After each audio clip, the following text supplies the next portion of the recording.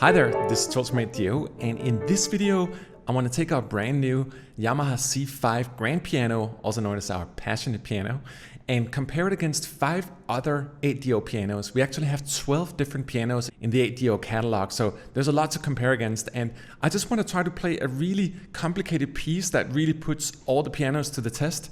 We'll try it here on the grand piano, we'll try it on a prepared piano, we'll try it on our 1928 Steinway piano, which is my personal piano. We'll also do the test on a Yamaha C7, that's a big concert grand. We'll try it on an Estonia concert grand, and then we're also going to try it on our 1901 Broadwell upright piano.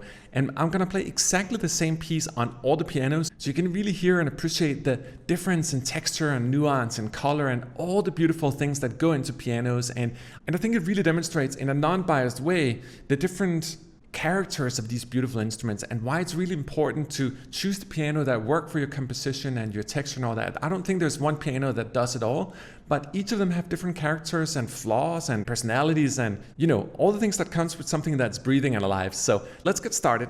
In front of us here, we have our new 1985 Passionate piano. That is a Yamaha C5 grand piano. And as you can see, I've loaded both the sustain and the short patch combined. I took the volume down on the short.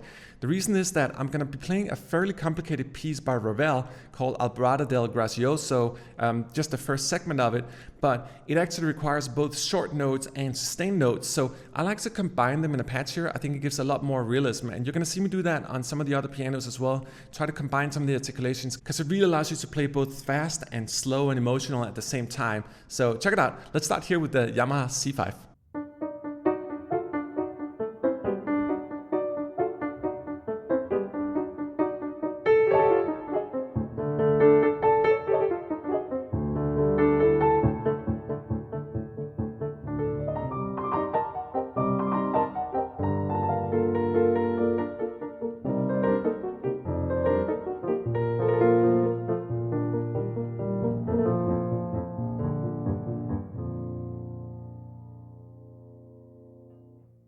It just has a nice, rich character. One of the things I liked about pianos when they age a little bit is that the strings start resonating and they get more of a chorus type of effect. It's something I'm going to be covering in future videos as we talk about pianos more and more. Each piano has different personalities, and a part of that relates to the age of the strings, if you use original strings, that is. Speaking of that, let's try something completely different when it comes to strings. Let's try to mute the strings playing here with our 1990 prepared piano. So this is a completely different comparison and maybe a little bit unfair because I'm playing a very different articulation, but it's just to show you the expansiveness of colors and characters in all the pianos. So in this example here, I'm going to be playing Ravel again using our muted longs.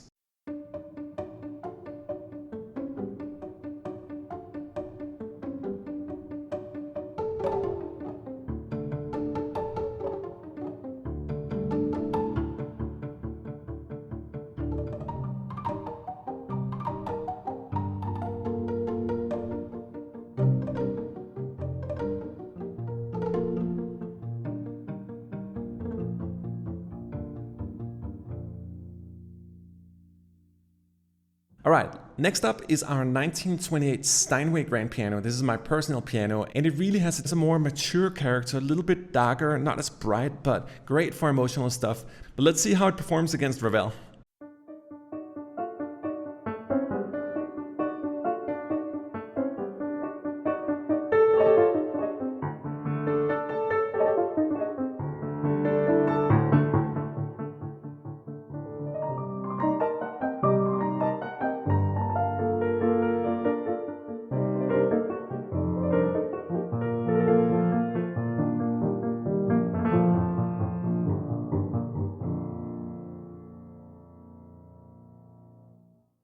But let's push this a little bit further. Let's see how it matches against a Yamaha C7 from 1990. This is a really modern concert grand. Fat in the bass is really just a bright, beautiful concert grand piano.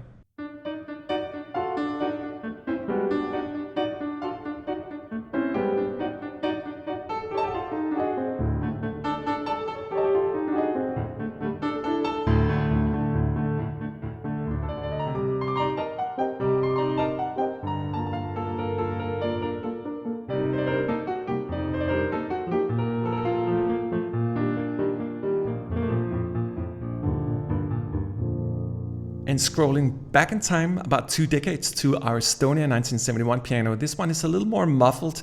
It doesn't have the same brightness necessarily as the 1990, but it has a more wooden and dark quality.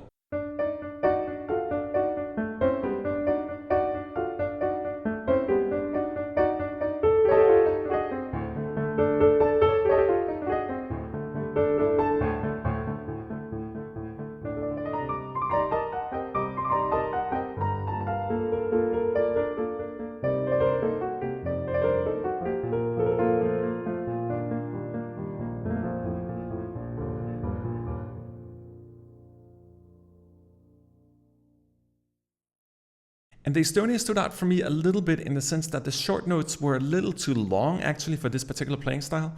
And it's really, really good for emotional stuff, just like our 1928, but it lacks a little bit of that sort of more concerto definition on the short notes and clarity and brightness that you get in some of the younger pianos. But again, that's just my personal preference. Obviously, if we were to do this really, really deeply, we'd be testing all individual microphones against each other as well, because each mic brings forth something different in the pianos. But let's go further back in time. Let's go all the way back to 1901, which is our Broadwell upright piano. I thought it could be really cool to try to render the same piece. I actually sound surprisingly good on it.